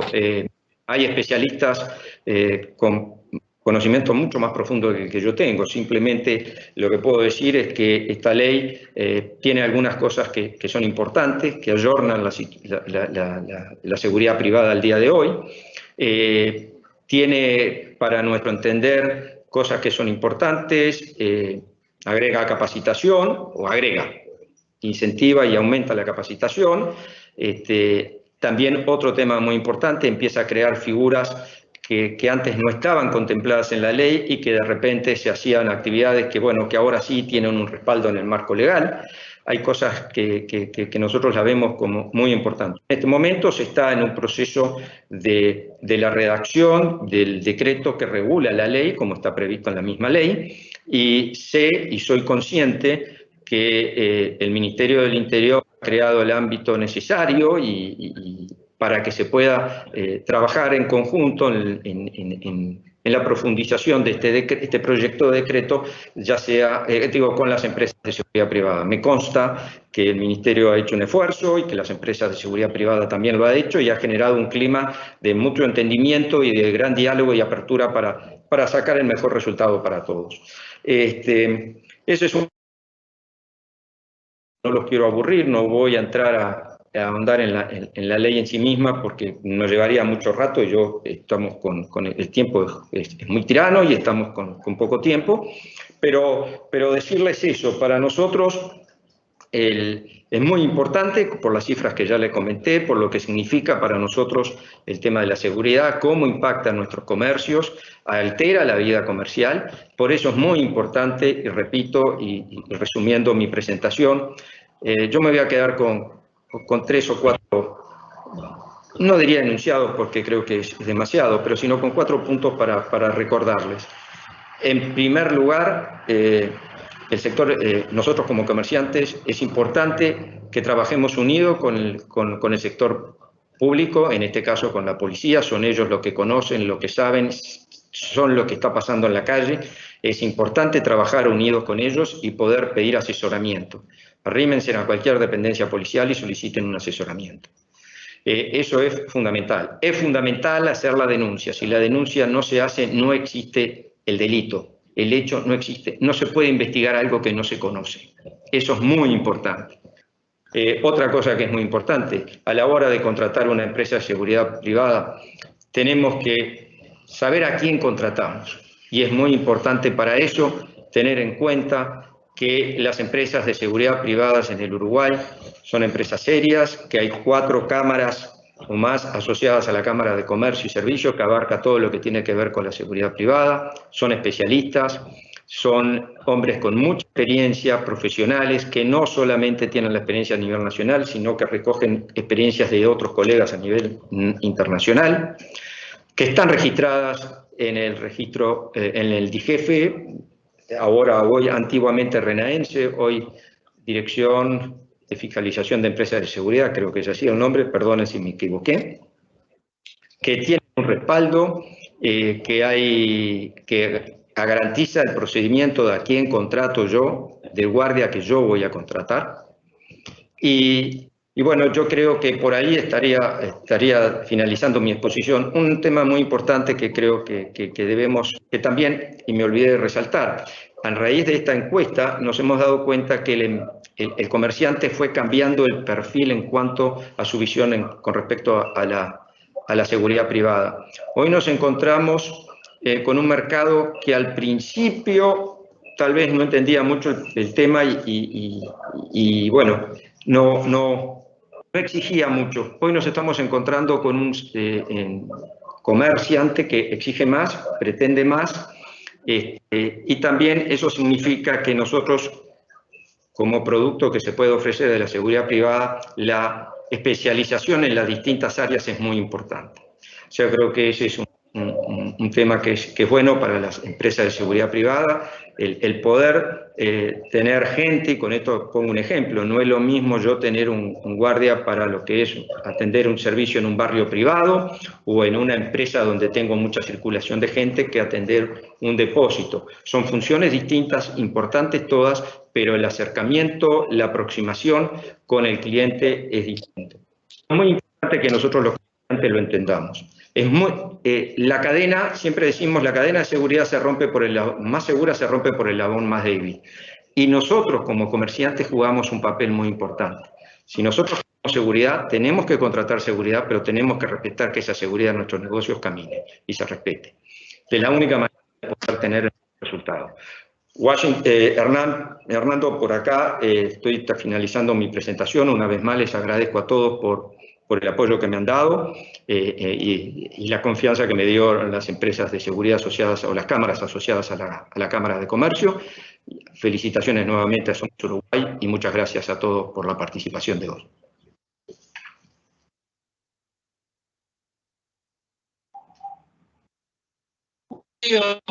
Te agradecemos mucho tus palabras.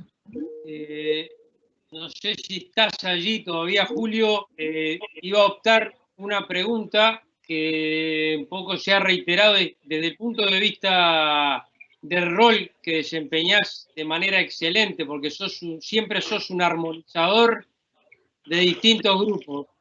Sos una persona ultra activa que tiene que ver en muchas actividades y te destaca ese rol de armonizar grupos distintos.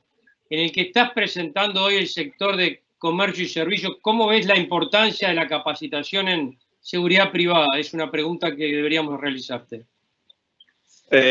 Muchas gracias, Armando, por la pregunta. A ver, en el mundo que hoy vivimos, la capacitación es una constante, en todas las áreas, en todas las áreas. Hoy, sobre todo con el avance de tecnología que estamos teniendo, hoy hay una figura que no la mencioné, evidentemente. Nosotros siempre estamos pensando hoy en que la amenaza más importante puede venir en nuestros comercios por el robo, la rapiña, o sea, el acto físico. Hoy estamos teniendo en el mundo miles de ejemplos donde el ciberataque es una realidad, donde hoy por hoy gente que está totalmente, que no conocemos, que no tenemos ni idea que existen, se pueden meter en nuestras empresas, se pueden meter en nuestros negocios y pueden arruinarnos si quieren, decisivamente. Por eso es muy importante la capacitación, es muy importante contratar a gente que sabe. La capacitación en todos los rubros. Nosotros hoy, yo te pongo y voy a hablar de un rubro muy particular que es el mío. Nosotros hoy estamos en la industria automotriz a nivel mundial, se está ingresando en la era del auto eléctrico. Y ya se está hablando de otros cambios. Hoy nosotros tenemos que capacitarnos de cero en este tema, totalmente cero. Y todo esto en tecnología nos obliga a estar capacitados. La palabra capacitación, no tener capacitación en cualquier rubro, no importa el tamaño de la empresa o del comercio, nos deja fuera de carrera. Eso es muy importante y lo tenemos que entender todos. Y vuelvo a lo que dije al principio. Uno de los 5 ejes temáticos que le preocupa al empresariado uruguayo, y lo repito, relaciones laborales, inserción internacional, competitividad, seguridad y lo último lo voy a dejar ahora, le cambié el orden, innovación y tecnología. Y yo no puedo ser competitivo si no tengo tecnología y no tengo innovación y no tengo capacitación. No puedo ser competitivo si no trabajo en un ambiente seguro.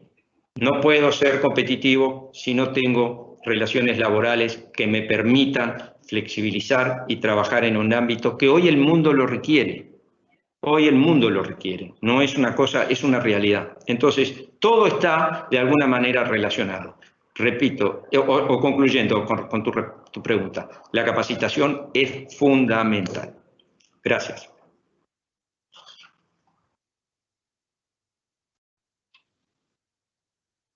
Bueno, gracias a ti, Julio, por la exposición. Simplemente hago unos comentarios que complementan lo que dijiste. Hablaste muy bien de que no es solo poner cámaras y que en definitiva es el ser humano profesional el que puede asesorar. Hay un comentario que es importante, la diferencia entre el asesoramiento de la seguridad privada y la pública, porque no es exactamente lo mismo en el mundo de hoy. O sea, hay ciertas tecnologías que se manejan en el sector privado que no siempre se manejan. Quien tiene exclusiva formación en seguridad pública no es mejor ni peor, sino que lo complementa, como bien decía el director de la Escuela de Policía. Es importante también desde nuestro punto de vista que la tecnología, que es vital, siempre llegamos al ser humano que define las situaciones, también en seguridad. Por eso, en el sector de seguridad pública es vital no prescindir, o sea, aprovechar la experiencia acumulada de los viejos policías. O sea, la gente joven muchas veces domina tecnología, pero es vital recoger la experiencia acumulada y el ser humano en el sector de la seguridad es el que define. Define para si es profesional, define por su experiencia y define para cuidar y capacitar a quienes nos brindan protección, sea pública o sea privada. El otro comentario que me gustaría hacer es también recogiendo la experiencia internacional, quebrar un prejuicio que a veces anda sobrevolando en que la seguridad privada solo la puede pagar obviamente quien tiene dinero para ello. ¿Qué es lo que dice la experiencia comparada? La experiencia comparada dice que eso favorece al ciudadano que tiene menos medios económicos. ¿Por qué? Porque si un ciudadano que tiene más medios y puede pagar seguridad privada posibilita que los medios de seguridad pública trabajen para ese ciudadano que no tiene medios. O sea, el pagar más seguridad privada favorece a los ciudadanos más desprotegidos. Eso dice la experiencia internacional y es bueno recordarlo para quebrar algunos prejuicios. El otro tema un poco, vimos el respaldo, el cambio que entendemos favorable de respaldar legalmente a los protagonistas, que era algo de la demanda de los propios participantes. Nos parece que es muy bueno y también es necesario, entendemos, avanzar en mayor cantidad y calidad en la capacitación de seguridad privada, que está muy bien recogida en la ley que comentaba Julio Lestido y que se está trabajando en la reglamentación. Dos comentarios cortitos. Esa ley, además de mejorar la capacitación que entendemos necesaria, habla de la posibilidad de exigir servicios de seguridad cuando se entiende que hay un mayor riesgo, habla de profesionalizarse, habla de nuevos puestos y nuevos trabajadores de seguridad, o sea, recoge muchos avances que son muy necesarios.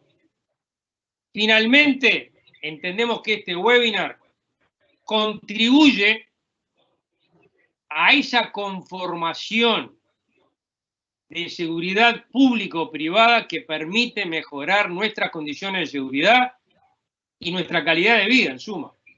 Por eso agradezco a todos los expositores muy distinguidos, a todos los participantes del sector público y privado y a todo el equipo de Somos Uruguay, en la palabra de Mario, la posibilidad de moderar este evento.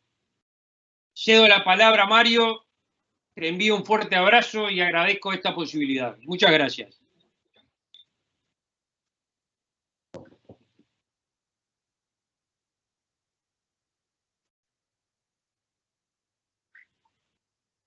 No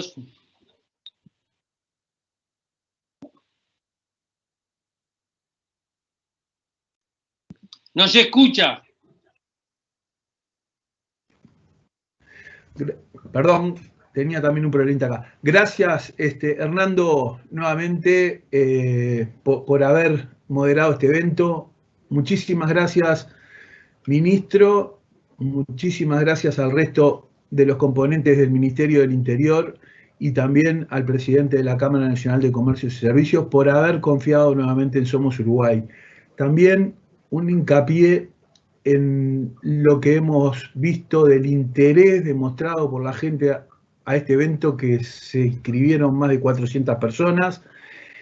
Y quiero que sepa el señor ministro y todos quienes nos están escuchando que Somos Uruguay nació y fue concebida para articular y apoyar tanto al sector público como privado, y pondremos siempre todo de nosotros para poder trabajar en forma mancomunada para encontrar puntos de encuentro que aporten al país y al mejor bienestar de los ciudadanos uruguayos. Estamos trabajando en otros eventos por esta plataforma, que es la forma que hoy encontramos para llegar a todos ustedes, para lo cual les pido que se sumen al proyecto Somos Uruguay, ya sea para consultas, para sugerencias y para alguna duda que haya quedado sobre este evento, que será con muchísimo gusto respondida a todos ustedes a través de los disertantes o de nosotros mismos. Muchísimas gracias y los esperamos en la próxima.